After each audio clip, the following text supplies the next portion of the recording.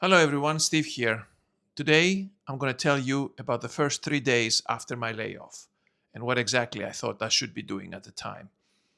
There are moments in life where everything changes, but nothing around you looks different. The room is the same, your phone is still on the table, the traffic outside still moves, people are still walking their dogs, answering emails, buying sandwiches, complaining about normal things. But inside your head, something has shifted. That is what redundancy felt like to me. Not dramatic in the way, many people sometimes imagine it. There was no, film scene, no slow motion moment, no heroic speech. It was just this strange, heavy silence where one chapter of my professional life had ended, and I was sitting there trying to understand what had just happened. And if you have ever been made redundant, especially later in life, you will know exactly what I mean. The first few hours are not really about strategy. They're not about updating your CV. They're not about LinkedIn posts or recruiters or interview preparation. The first few hours are about absorbing the heat because redundancy does not just affect your calendar or your income. It touches your identity. It makes you question your value, your future, your judgment, and sometimes even your past. You start replaying conversations. You start looking for signs you missed. You wonder whether you should have seen it coming. You tell yourself to stay calm, but your mind is already running ahead into all the worst possible scenarios. So, in this video, I do not want to give you some polished corporate textbook version of what to do after a layoff. I want to tell you what I actually did in the first 3 days. Not because I handled everything perfectly, I did not, but because looking back now, I can see that those first 3 days mattered more than I realized at the time. They did not solve everything, but they stopped me from making the kind of emotional decisions that can make a difficult situation even harder. For day one, what I did, I let myself feel the shock. The first day was strange, it was. That is probably the best word I can use for it. Strange. There is the practical side of redundancy, of course. There are calls, documents, emails, questions, dates, money, contracts, benefits, handovers, equipment, access, etc., etc. All those usual things that suddenly become very important. But underneath all of that is the emotional part. And the emotional part does not care how experienced you are, how senior you have been, how many teams you have led, or how many difficult situations you have handled before. When it happens to you, it lands differently. I remember feeling this odd mix of disbelief and embarrassment, even though logically I knew redundancy is often about business decisions, about restructuring, cost, timing, strategy, um, far beyond your personal performance. But logic does not always arrive first. Emotion gets there before logic does. And one of the mistakes I think many of us make after redundancy is that we try to become productive way too quickly. We immediately start trying to prove something. We think, okay, right, I need to update my CV. I need to contact people. I need to apply for jobs right away. I need to get moving. I cannot waste any time. And yes, eventually you do need to move, but not always in the first few hours. Because the first few hours after redundancy are not normal working hours. They are not a productivity window, they are a shock window. I did not understand that fully at the time, but looking back, I'm glad I did not launch straight into frantic activity. I had thoughts, of course, too many thoughts, to be honest. I had worries, I had questions, I had that quiet voice in the back of my head asking, so what happens now? But I also knew, somewhere underneath all that noise, that I was not in the right state to make big decisions.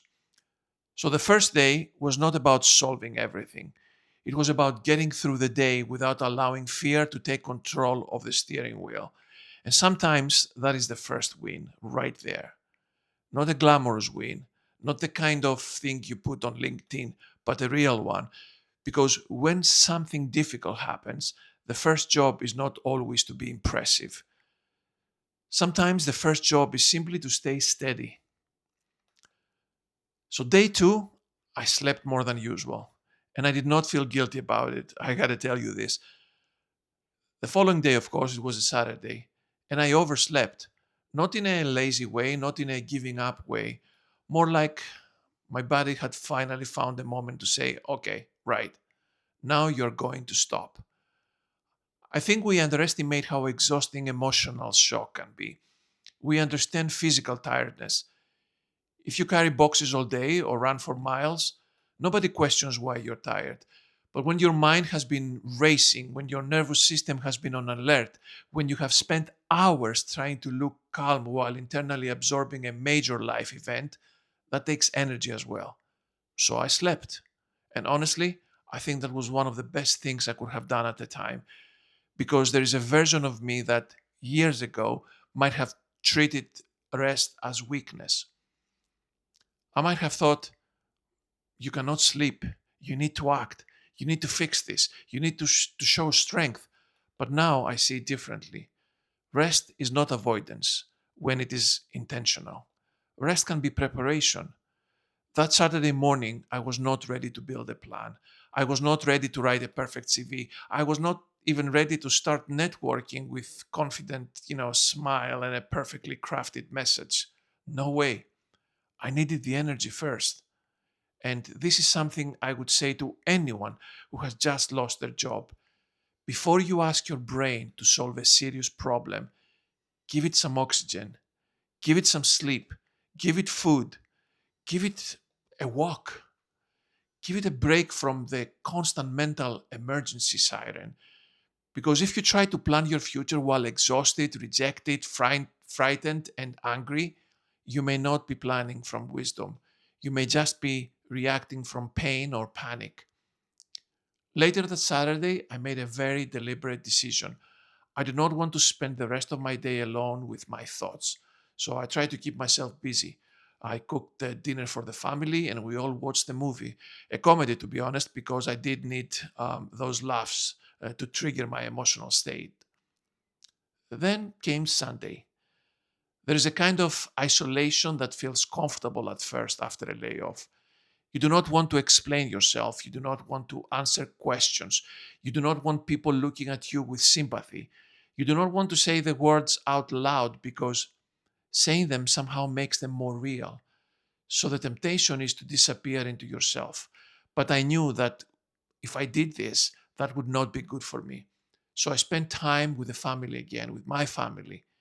We did something outside the usual routine. Nothing dramatic, nothing that magically fixed the situation. But for me, it was enough to pull my mind out of the loop it was stuck in. And that really mattered. So, what we did, we decided to visit a local farm and spend time with the farm animals. My daughter loves farm animals. We wanted to buy some of the farm products, and so we did. It is simply amazing to me the positive energy those animals can inflict on you when you most need it. You will be surprised. It's like they know, because when redundancy happens, your world can shrink very quickly. Suddenly, everything becomes about the job, the loss, the next move, the mortgage, the bills, the uncertainty. Your mind starts building a small dark room and invites you to sit in it all freaking day. Sometimes you need people around you who gently remind you that the room is not the whole house. That Sunday was not about pretending everything was fine or even, better manifesting to myself that everything would be the way I wanted it to be. It was about remembering that I was still a person outside of my job title. I was still a partner, a father, and a friend. I was still someone who could laugh, eat, walk, talk, and exist without needing to have the whole answer immediately. And that is important because redundancy has a way of making you feel reduced. It can make you feel as though your value has been placed under review by people in a room and the decision has come back against you. But your job is not the full measure of your life. Remember this. It is part of your life. An important part, yes, but not the whole thing. That Sunday helped me remember that. On day three, I started to re engage. It was Monday, and Monday felt different, that's for sure.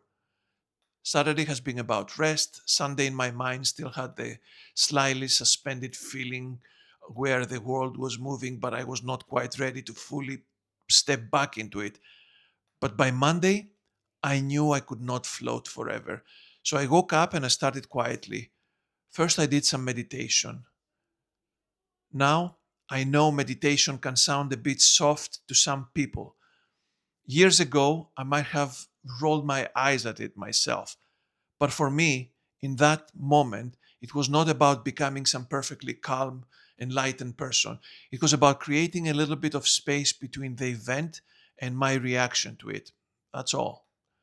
A few minutes where I was not checking LinkedIn, I was not looking at job boards, not refreshing messages, uh, not sitting there imagining disaster, not trying to prove to the world that I was still valuable, just sitting there, breathing and allowing my nervous system to come down to a level. That Monday, I started putting together a plan, not a real beautiful plan, not a perfect plan, not some kind of impressive 5 year reinvention strategy with color tabs and motivational quotes, just a simple, plan on a white paper. The first thing I needed to understand was the practical situation. How much time did I realistically have? Well, that does sound a bit morbid, doesn't it? Well, what I mean is, what did the finances look like? What commitments were coming up? What did I need to clarify from the redundancy process? Were there documents I needed to review? Were there people I needed to speak to? That was the grounding layer. Because vague fear is always worse than specific information. When you do not know the numbers, your imagination creates them for you. And that could be scary because your imagination is usually not generous when you're under stress. So I wanted facts. Then I started thinking about my professional direction, not in a panicked way, not in a I will apply for everything. That is one of the traps after redundancy. You can start throwing yourself at the market like your only job is to be chosen by someone, anyone, as quickly as possible. But that can be dangerous because if you're not careful, redundancy can push you into desperation mode. And desperation mode makes every role look attractive for about 5 minutes. So I asked myself better questions. What kind of work do I actually want to do next? Where is my experience strongest? What problems can I solve better than most people? What kind of environment do I not want to walk back into? What did the last chapter teach me? What would be a smart next move, not just a fast next move? Those questions did not give me all the answers immediately, but they changed the quality of my thinking. And that is what a good plan should do at the beginning. It should not pretend to remove all uncertainty, it should reduce the chaos. So, if I had to turn my experience into something practical, I would say this. In the first 24 hours, do not try to solve everything. Deal with what is urgent, but do not force yourself to make big life decisions while the emotional impact is still fresh. Let yourself feel the shock without letting it define the story. On the second day, prioritize recovery. Sleep if you need to sleep, eat properly, get some air, move your body, spend time with someone safe. Do not isolate yourself for the whole day if you can avoid it, because isolation can make the situation feel bigger and darker than it already is. And on the third day, begin gently. Create a short practical plan, look at your finances, list the admin tasks, decide who needs to know, update only what needs updating. Write down the kind of role or work you should be aiming for. Give yourself the basic structure of the week. And most importantly, do not confuse movement with progress. Applying for 20 random jobs in a panic may feel productive, but it may not move you closer to the right outcome. A calm plan beats a frantic reaction every time.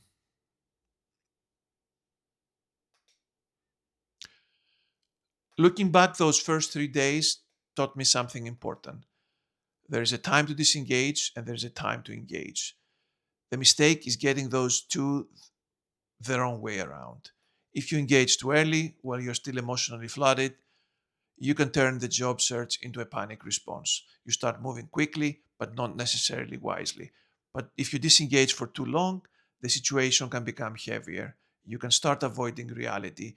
You can lose confidence. You can let the silence grow bigger than it actually needs to be. So the balance matters. If this has just happened to you, I want to leave you with this. Do not judge yourself by how you feel in the first few days after redundancy.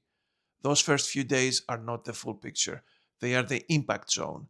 You may feel tired, you may feel embarrassed, you may feel angry, you may feel strangely calm one minute and completely overwhelmed the next. That does not mean you're weak, it means you're human. Give yourself a little space. Sleep if your body needs sleep. Do not spend the whole time alone. That makes your mind start spiraling. Let people who care about you remind you that you are more than your job title.